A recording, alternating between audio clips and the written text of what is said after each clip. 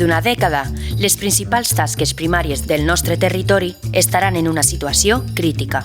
És la conclusió d'un estudi de la Universitat de València i una realitat a peu de camp. La preocupació per les activitats primàries ha quedat quasi en anecdòtica.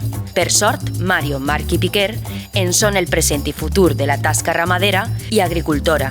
Mario treballa per fomentar l'aprofitament dels recursos i traslladar a les aules un model d'ecologia compartida.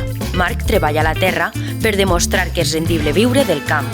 Piquer ha heretat el ramat de la seva família i treballa en un dels sectors més castigats per la crisi de la Covid.